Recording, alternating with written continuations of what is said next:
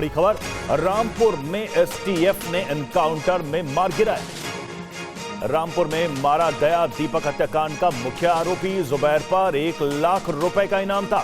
जुबैर कई मामलों में आरोपी था और फरार चल रहा था।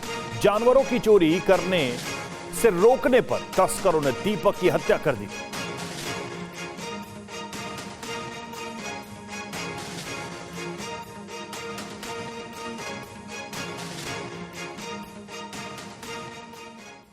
खबर वॉर जोन से, यूक्रेन में रूस की भीषण बमबारी, खेरसॉन में 26 से ज्यादा एयर स्ट्राइक, यूक्रेन के ठिकाने हथियार डिपो ध्वस्त, यूक्रेन के कई हथियार भी तबाह हो गए।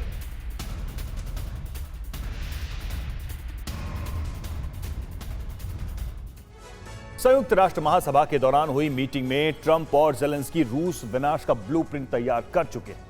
रूसी धरती पर हमला करने के लिए व्हाइट हाउस से ग्रीन सिग्नल मिल चुका है। अमेरिकी राष्ट्रपति ने खुद कहा कि रूस पर उसी तरह के हमले किए जाएं जैसे वो यूक्रेन पर करता है। इसके बाद ज़ेलेंस्की ने ऐलान कर दिया कि क्रेमलिन अधिकारियों को बंकरों का बंदोबस्त कर लेना चाहिए। दावा यह है कि अमेरिका से यूक्रेन ने एक विशेष हथियार मांगा है जिससे रूस पर हमले किए जाएंगे। इस पर ट्रंप ने सहमति दे दी है। देखिए क्या है वो विशेष हथियार और कैसे होंगे रूस पर हमले।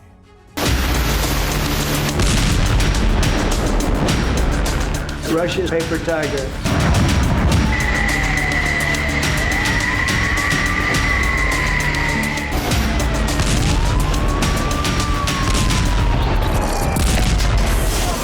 संयुक्त राष्ट्र महासभा के बाद से अमेरिकी राष्ट्रपति का रुख पूरी तरह बदल चुका है।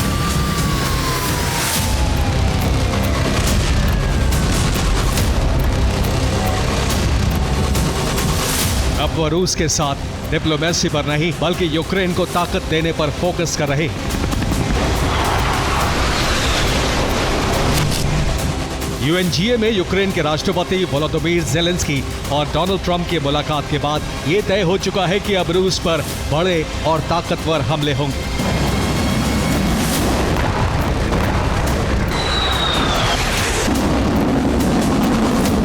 अब से पहले रूस को इससे बड़ी धमकी कभी नहीं दी गई, क्योंकि अब से पहले अमेरिका ने यूक्रेन को हथियार भले दिए हों, लेकिन उनकी रेंज पर प्रतिबंध थे। लेकिन ट्रंप और ज़ेलेंस्की के बीच एक अहम मुद्दे पर चर्चा हुई है और ट्रंप इस मुद्दे पर सहमति जता चुके हैं।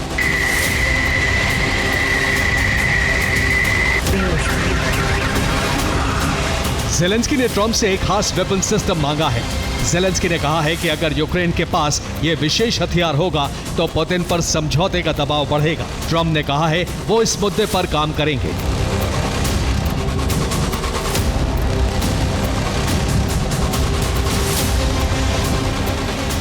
ट्रंप के इस आश्वासन के बाद यूक्रेन ने क्रेमलिन पर हमले की धमकी जारी कर दी है। इस धमकी के क्या मायने हैं, ये समझने की कोशिश करते हैं।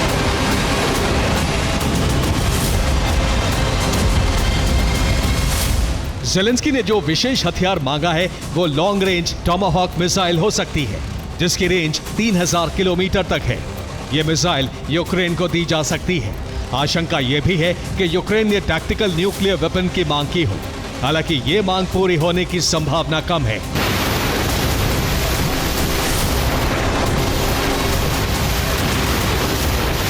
ट्रंप ने अपने बयान में इसके संकेत दे दिए हैं कि वो जंग में उतरने वाले हैं।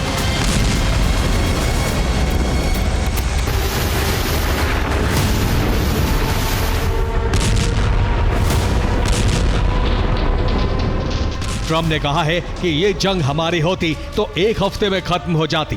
तो क्या इसका मतलब यह है कि अब अमेरिका जंग में सीधे शामिल होने वाला है?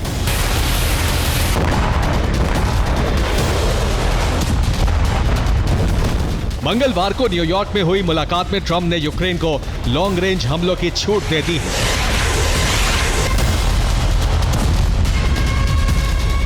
यूक्रेन को कहा गया है कि हर हमले का जवाब दिया जाए, दुगनी ताकत से दिया जाए।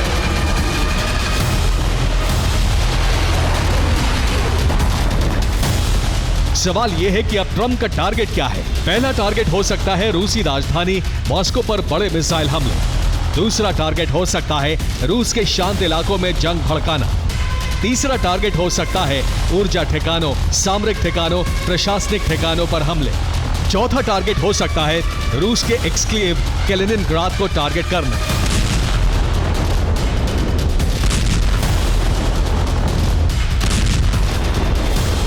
चौथे टारगेट पर अमेरिका ने काम शुरू कर दिया है। बाल्टिक सागर में कैलिनिनग्राद के सामने अंतर्राष्ट्रीय जल क्षेत्र में अमेरिकी युद्धपोत गश्त लगा रहे हैं। इसके साथ ही अमेरिकी वायुसेना के टोही विमान कैलिनिनग्राद की जासूसी करते देखे गए हैं।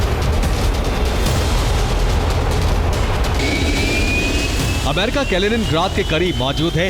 यह रूस का न्यूक्लियर बेस है और इसे काटने का ऑपरेशन शुरू किया जा सकता है।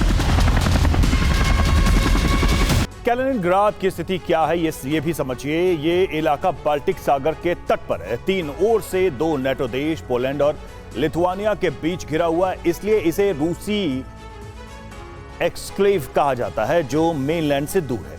और रूस का कनेक्शन इस जमीन से बाल्टिक सागर के जरिए जुड़ा हुआ है। सेंट पीटर्सबर्ग बेस से रूसी नेवी के जहाज यहां तक पहुंचते हैं, लेकिन लंबी दूरी तय करनी होती है और समय लगता है। सीधा हवाई कनेक्शन भी नेटो की जमीन से होकर जाता है। बेलारूस से होते हुए रूसी विमान लिथुआनिया के एयर स्पेस में पहुंचते हैं, लेकिन इस मूवमेंट की जानकारी पहले लिथुआनिया सरकार और सेना को देनी होती है।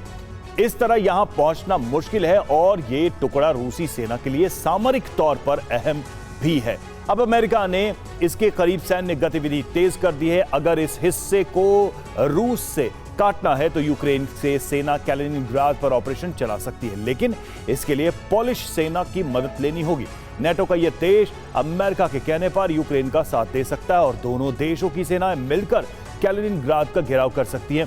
दूसरे छोर पर नेटो देश लिथुआनिया की सेना खतरा बन सकती है और कैलिनिनग्राद को घेर सकती है। रूसी फौज को रोकने के लिए अमेरिकी वायुसेना और नौसेना भी इन देशों की मदद के लिए ऑपरेशन में शामिल हो सकती है।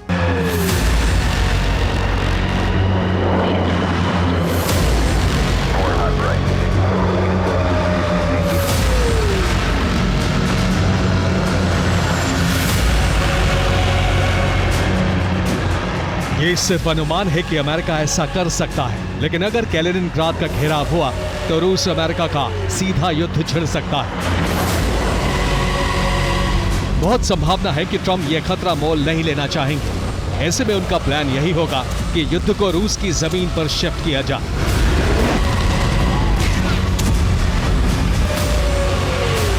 इसीलिए यूक्रेन को ये आदेश दिए गए हैं कि रूस के उन ठिकानों पर हमले किए जाएं जहां से वो युद्ध के लिए फंड जुटा रहा है।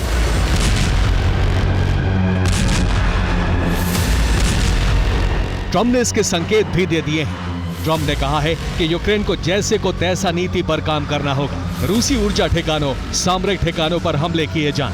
अगर रूस यूक्रेनी ऊर्जा और सामरिक ठिकानों पर हमले करता है तो यूक्रेन को वैसे ही पलटवार करने चाहिए।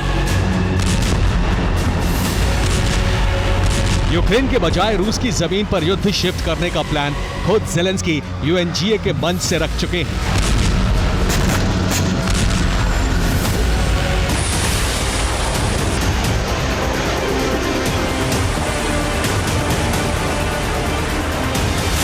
लेकिन अब विकल्प मिल सकते हैं, क्योंकि अमेरिका से यूक्रेन को टॉमाहॉक जैसी लॉन्ग रेंज बैलिस्टिक और क्रूज मिसाइलें मिल सकती हैं।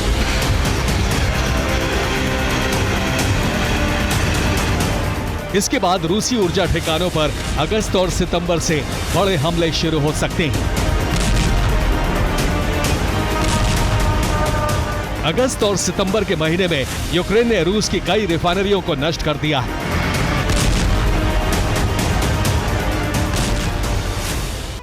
यूक्रेन ने रूस की तेल उत्पादन क्षमता को 32% तक कम कर दिया है। इसकी वजह है रिफाइनरी पर हमले।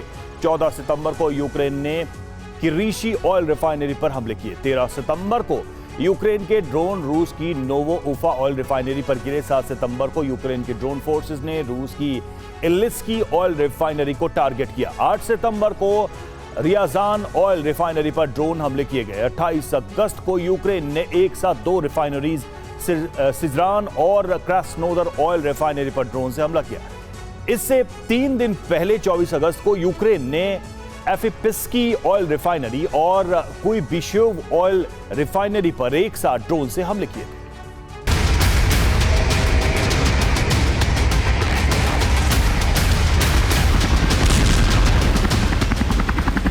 ट्रम्प ने यूक्रेन को ग्रीन सिग्नल दे दिया है। यूक्रेन के लिए विशेष हथियारों के बंदोबस्त का आश्वासन दिया गया है।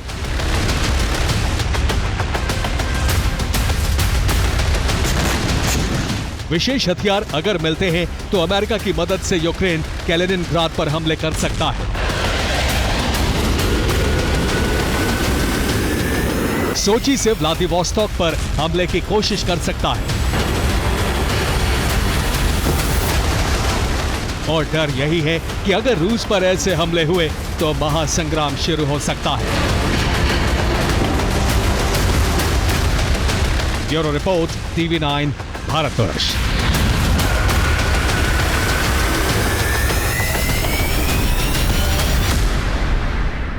रूस के बेल्गोरोड में भीषण हमला हुआ है। यूक्रेनी सेना ने 110 ड्रोन दागे। बेल्गोरोड में 7 इमारतें बर्बाद हो गई हैं इस हमले में। तो रूस के बेल्गोरोड में भीषण हमला किया गया। यूक्रेनी सेना ने 110 ड्रोन दागे हैं। बेल्गोरोड में 7 इमारतें इस हमले में बर्बाद।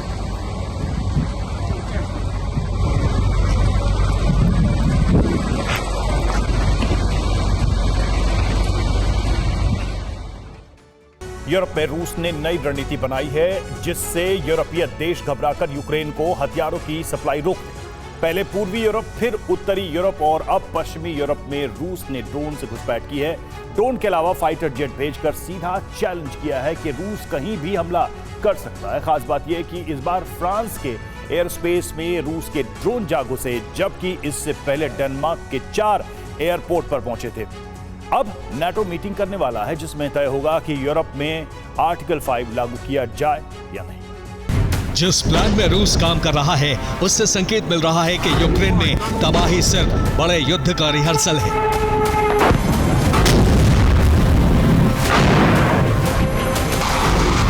क्योंकि पुतिन का मंसूबा रूस का पूरे यूरोप में विस्तार करना है।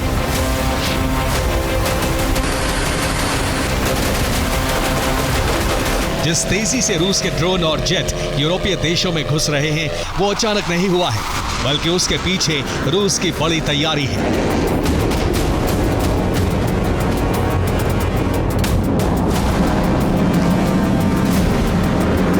एक तरफ ड्रोन बाल्टिक से लेकर नॉर्डिक देशों तक में घुस रहे हैं, दूसरी तरफ उसके फाइटर जेट भी यूरोपीय देशों की हवाई सीमा का उल्लंघन कर रहे हैं। ये संकेत युद्ध वाले हैं।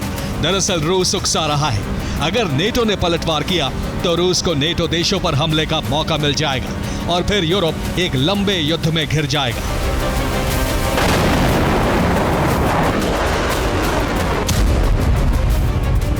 संयुक्त राष्ट्र में 2 मुद्दों पर मीटिंग हो रही है, जिसमें फिलिस्तीन और यूरोप को लेकर नई योजना बनाई जा रही है। लेकिन सबसे बड़ा खतरा यूरोप को लेकर है, क्योंकि यूक्रेन से आगे रूस ने प्रॉक्सी वॉर का अलार्म बजा दिया है। अभी तक जहां जहां रूसी ड्रोन और जेट घुसे हैं उन देशों के नाम जानिए।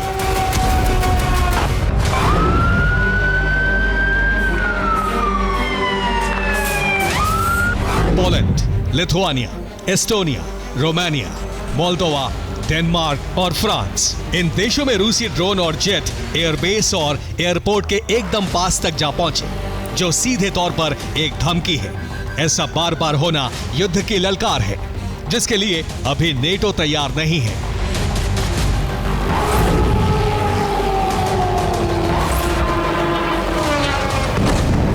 दरअसल रूस इसी का फायदा उठाना चाहता है।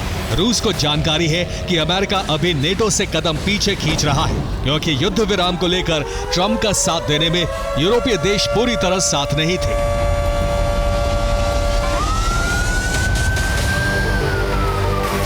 इसलिए अब यूरोप पर संकट आया है तो ट्रंप भी दबाव की कूटनीति में जुट गए हैं। हालांकि ट्रंप ने नेटो को यह भरोसा दिलाया है कि ड्रोन फिर घुसे तो उन्हें मार गिराओ, फिर जो होगा उसमें अमेरिका साथ है।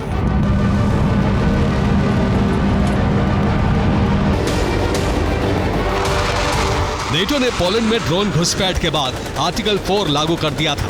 ऐसी ही परिस्थिति डेनमार्क और फ्रांस के साथ है। डेनमार्क के अलावा फ्रांस भी रूस को रोकने के लिए प्लानिंग कर रहा है। नेटो के तेवर देखकर रूस ने धमकी दी है। रूस के विदेश मंत्री सर्गेई लावरोव ने कहा है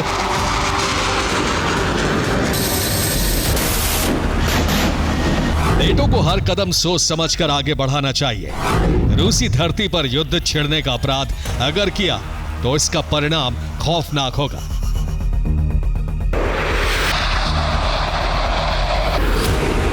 अब अगर रूस ने फिर से यूरोपीय देशों में जेट भेजे और उन्हें मार गिराया तो रूस हमले के लिए मिसाइलों का जखीरा खोल देगा।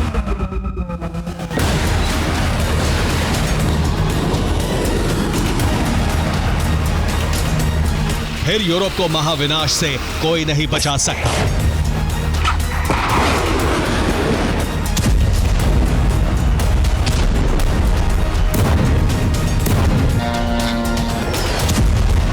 इस बार रूस से 1700 किलोमीटर दूर फ्रांस के मॉनमेलेन ग्रैंड मिलिट्री बेस तक रूसी ड्रोन पहुंचे। स्वाम और सर्विलांस ड्रोन कैलिनिंग्राड बेस पर पहुंचे थे। लगातार दूसरे दिन डेनमार्क के बाद फ्रांस में ड्रोन घुसपैठ हुई। उत्तरी यूरोप के बाद पश्चिमी यूरोप में खतरा बढ़ रहा है। पश्चिमी यूरोप के देश फ्रांस के एयर स्पेस में स्वाम ड्रोन जा घुसे जो मिलिट्री बेस के एकदम पास पहुंचे। कमांड सेंटर पर ड्रोन हमले की कोशिश की। स्वाम के अलावा सर्विलांस ड्रोन भी था। मिलिट्री बेस पर हाई अलर्ट जारी किया गया। मिसाइल लॉन्चर से सर्विलांस ड्रोन को मार गिराया गया। बाकी ड्रोन लौट गए या मार गिराए गए। ब्रिटेन के अलावा यूरोप में सिर्फ फ्रांस परमाणु शक्ति से लैस देश है।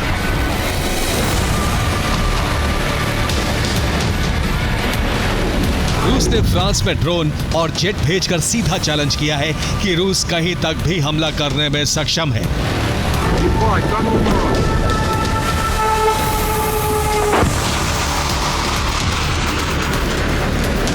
अब कभी भी रूस और नेटो में विध्वंसक टकराव आरंभ हो सकता है। यूएनजीए की मीटिंग के बाद नेटो बड़ा ऐलान कर सकता है।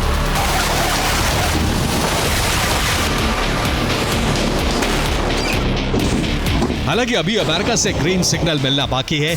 अगर ट्रंप ने नेटो की सैन्य मदद के लिए हामी भर दी तो यूरोप में शीत युद्ध जैसी परिस्थिति बन सकती है।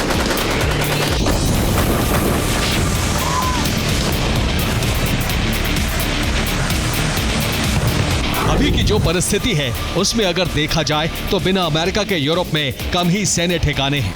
रमस्टाइन मिलिट्री बेस जो जर्मनी में है, इससे पूरी तरह जर्मनी ऑपरेट करता है। दूसरे नंबर पर इटली का एवियानो मिलिट्री बेस जहां से अमेरिका सैनिक हटा चुका है। इसके बाद ब्रिटेन का मिल्टन-हॉल मिलिट्री बेस जहां ब्रिटेन के यूरो फाइटर टाइफून तैनात है। इसी तरह स्पेन में मोरोन मिलिट्री बेस पर अमेरिका का कोई दखल नहीं है, जबकि बेल्जियम का शेप मिलिट्री बेस भी रूस पर हमले के लिए तैयार है।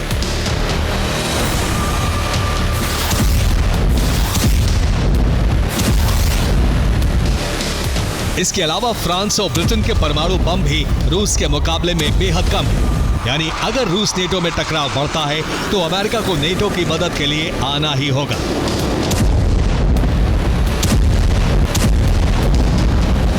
नहीं तो रूस यूरोप के कई देशों का हाल यूक्रेन जैसा कर सकता है।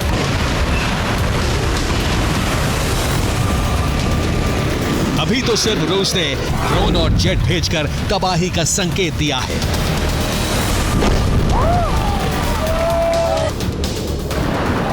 रूस के खिलाफ नाटो चक्रव्यूह बना रहा है। इसके लिए जर्मनी यूक्रेन को टॉरस मिसाइल भेजेगा, जबकि पोलैंड यूक्रेन में रूसी बॉर्डर पर सैनिक तैनात करेगा। फिनलैंड भी यूक्रेन में बंकर बनाने जा रहा है जिससे लोगों की सुरक्षा की जा सके, जबकि चेक रिपब्लिक ने यूक्रेन को AI पावर ड्रोन सप्लाई करने के लिए कहा है। बाल्टिक देश एस्टोनिया यूक्रेन फ्रंटलाइन पर सैनिक भेजेगा, जबकि ब्रिटेन यूक्रेन को स्टॉर्म शैडो मिसाइल भेजेगा। इसी दौरान फ्रांस भी यूक्रेन को स्कैल्प मिसाइल की सप्लाई करने जा रहा है।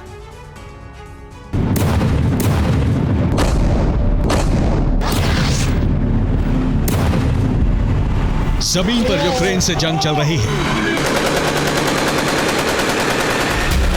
आसमान से भी अंगारे बरस रहे हैं।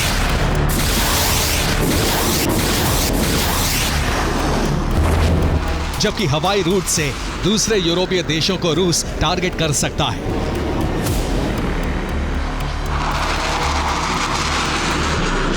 डेनमार्क में पिछले एक हफ्ते में 4 बार ड्रोन रूस ने भेजे, जिससे 4 एयरपोर्ट बंद कर दिए गए थे।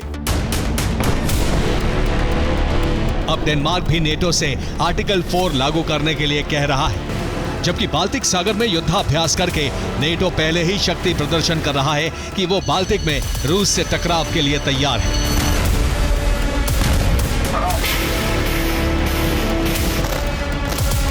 जमीन, समंदर और आसमान के बाद ये टकराव अंतरिक्ष तक जा पहुंचा है, जिसमें जर्मनी और रूस टकरा रहे हैं।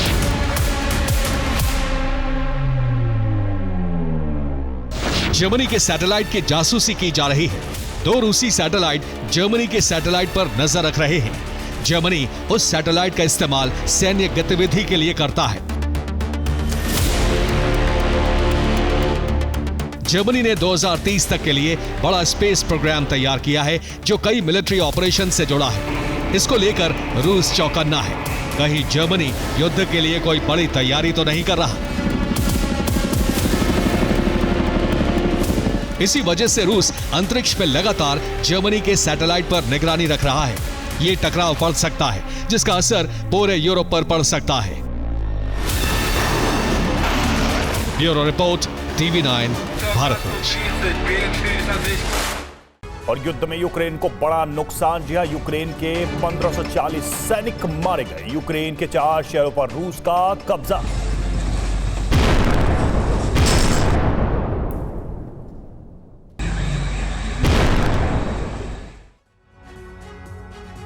तो युद्ध का खतरा सिर्फ नाटो और रूस में ही नहीं बढ़ गया है, बल्कि पुतिन सेना जिस तरह से घुसपैठ की कोशिश कर रही है, उससे अमेरिका और रूस में भी जंग छिड़ सकती है। इस जंग का ट्रिगर पॉइंट बन सकता है अलास्का, और अलास्का में रूसी बॉम्बर की लगातार घुसपैठ की खबर है। वहीं अलास्का, जहां पुतिन और ट्रंप के बीच शांति के लिए ऐतिहासिक मुलाकात हुई थी, लेकिन अब वही अलास्का रूस और अमेरिका में बारूदी युद्ध की वजह बन सकता है। सवाल यही है कि आखिर क्यों? इसकी पूरी जानकारी हम आपको इस रिपोर्ट में दिखाते हैं।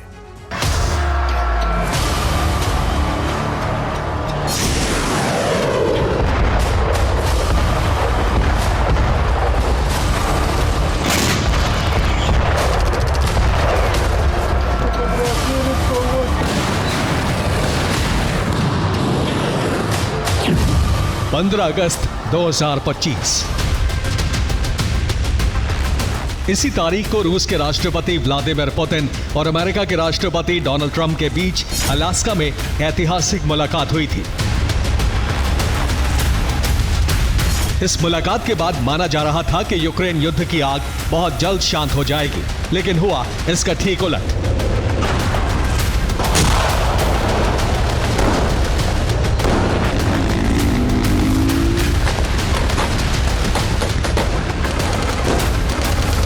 यूक्रेन युद्ध की आग शांत होने के बजाय न सिर्फ और भड़क गई, बल्कि उसका विस्तार भी हो गया।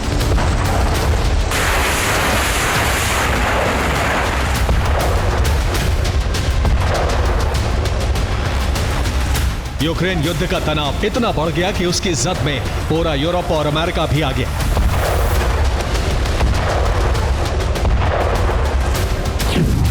पच्चीस सितंबर 2025।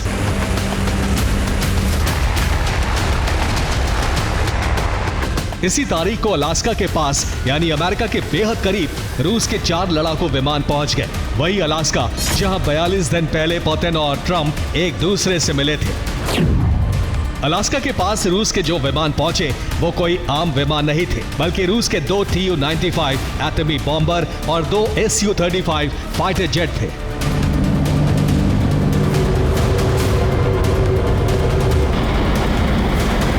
रूस के बॉम्बर अमेरिका के पास पहुंचे तो वॉशिंगटन में हड़कंप मच गया। अमेरिका की टेंशन इसलिए बढ़ गई क्योंकि अलास्का के पास लगातार दूसरे दिन रूस के विमानों ने गर्जना की। अगर अमेरिकी एयरफोर्स सतर्क नहीं होती तो रूसी फाइटर जेट अमेरिकी एयर स्पेस में घुस जाते। रूस के बॉम्बर अमेरिका और कनाडा के एयर स्पेस के पास पहुंचे तो अमेरिका और कनाडा के 1 दर्जन लड़ाकू विमानों ने आसमान में ही रूसी फाइटर जेट को घेर लिया।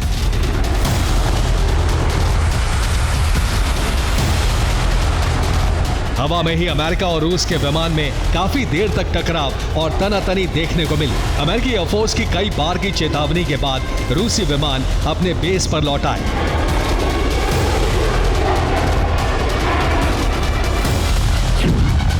अमेरिकी एयर स्पेस में रूस ने ये कोई पहली बार घुसपैठ की कोशिश नहीं की है, बल्कि ऐसी घटनाएं इस महीने सितंबर में तीसरी बार और इस साल 9वीं बार हुई है।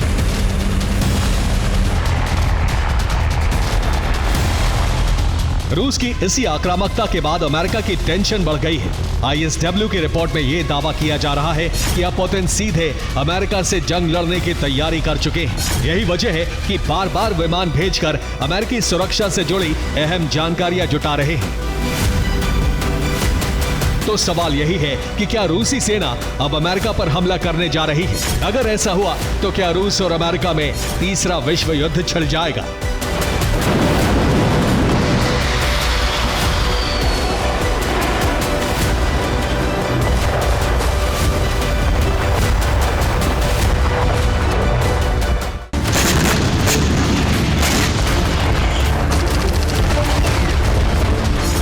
ISW ने अपनी रिपोर्ट में जिस बात की आशंका जताई है वही सच है।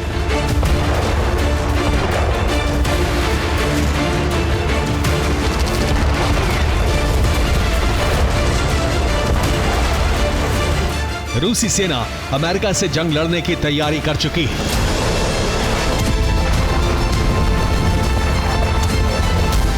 अब पुतिन अपने एटमी हथियारों की तैनाती बढ़ा रहे हैं।